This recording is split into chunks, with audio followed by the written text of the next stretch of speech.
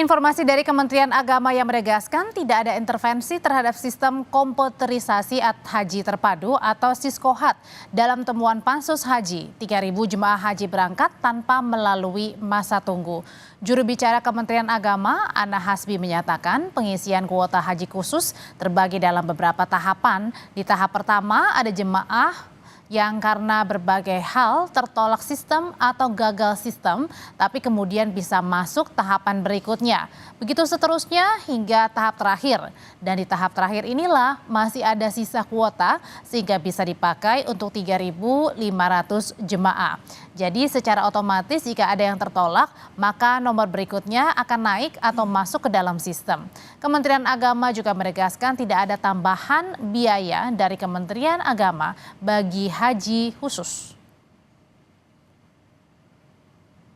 Itulah akhirnya jumlah di total itu 3.500 gitu. Jadi dia mengisi secara otomatis sistem itu akan naik. Yang atas tertolak misalnya karena ada kegagalan, nomor berikutnya naik.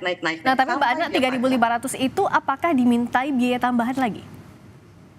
Setahu saya sih enggak ya gitu, karena memang penyelenggara itu kan haji khusus itu ada di travel gitu. Kalau dari Kemenak memang tidak ada tambahan apa-apa. Kepentingan kami adalah penyerapan kuota supaya maksimal, karena ini juga adalah saran dan rekomendasi dari evaluasi tahun lalu dari DPR sendiri gitu. Sementara itu, Ketua Pansus Haji Nusron Wahid menilai kuota tambahan haji banyak diberikan kepada jemaah haji khusus. Menurut Nusron, jemaah haji reguler hanya diberi waktu singkat memenuhi persyaratan dan pelunasan. Ketika ada PIHK atau penyelenggara atau travel ngajuin kepada tim verifikator di bawah penyelenggara ibadah haji khusus itu, ada yang di ACC, ada yang tidak. Padahal mereka juga memenuhi syarat yang sesungguhnya. Dan yang tidak di ACC, yang di ACC pun itu ditaruh di corner atau dalam posisi sulit. Artinya seperti apa? Diminta hanya melengkapi, melunasi dalam waktu 3 hari. Jadi dalam waktu singkat itu harus melunasi.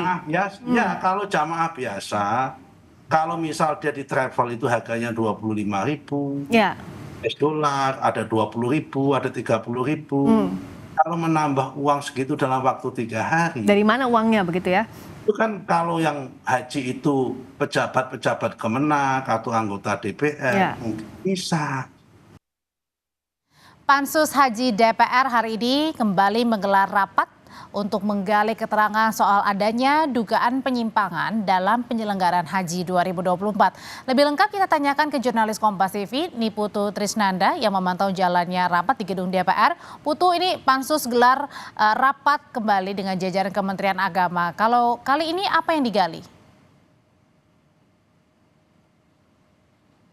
Masih sama, tapi khususnya adalah pengerucutan tentang dugaan pelanggaran. Kalau sebelumnya ini masih dicari jenis pelanggarannya apa, apakah bentuk administratif atau justru ada pelanggaran pidana. Nah, kalau sekarang apalagi setelah kemarin sudah melakukan sidak, Pansus Haji ini sudah lebih spesifik terkait dengan dugaan gratifikasi.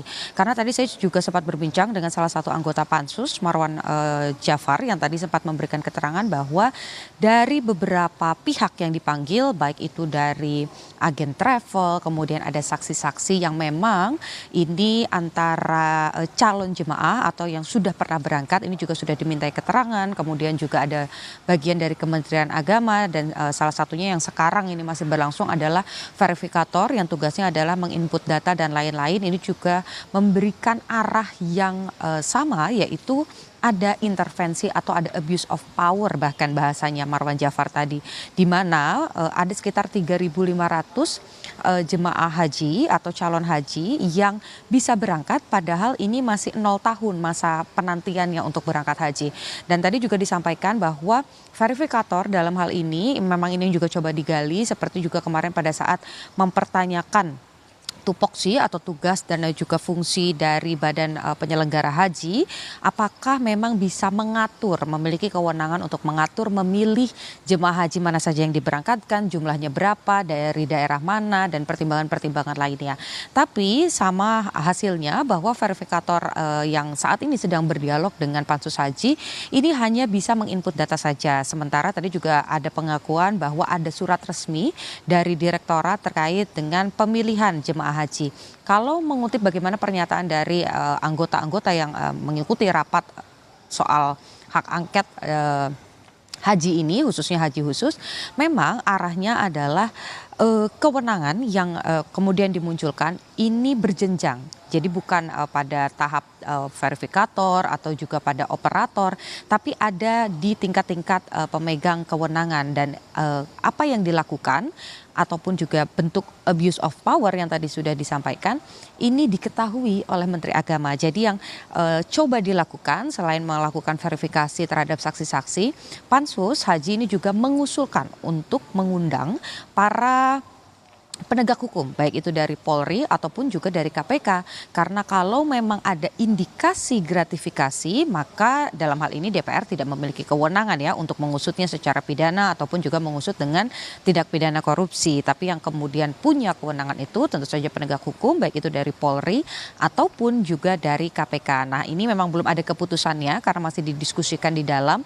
Apakah nanti pada pertemuan selanjutnya Pansus Haji ini bisa mengundang para penegak hukum untuk meminta tanggapan, dan juga tentu saja nanti ini akan masuk dalam rekomendasi dari Pansus Haji, apakah nanti bisa dilakukan atau pindah begitu ya dari yang tadinya terkait dengan Pansus Haji ini pindah ke ranah pidana ataupun juga ranah tipikor. Yang jadi masalah utamanya adalah, Audrey, yang pertama terkait dengan komposisi, di mana yang seharusnya kuota haji tambahan ini tetap lebih banyak untuk haji biasa supaya para calon-calon jemaah haji yang sudah menunggu bertahun-tahun ini punya kesempatan yang lebih banyak karena kuotanya bertambah. Tapi Menteri Agama dalam hal ini Yakut Khalil ini juga memiliki kebijakan yang berbeda, yaitu membuat komposisi dari 80-20% menjadi 50-50, di mana kuota biasa dengan kuota khusus ini sama jumlahnya. Kemudian yang kedua, hal ini juga tidak dibicarakan dengan DPR karena sebelumnya kesepakatan dengan DPR adalah mengacu pada undang-undang di mana ada 80 dan juga 20%. Tapi ini berbeda dan tidak didiskusikan. Makanya ada Pansus Haji, dan yang terbaru tentu saja tadi, apakah nanti bisa memanggil penegak hukum untuk dihadirkan ke DPR, dan juga ini berdampak pada rekomendasi yang nanti akan dikeluarkan oleh Pansus Haji. Audrey. Dari rapat Pansus Haji di gedung DPR, jurnalis Kompas TV Niputu Trisnanda melaporkan.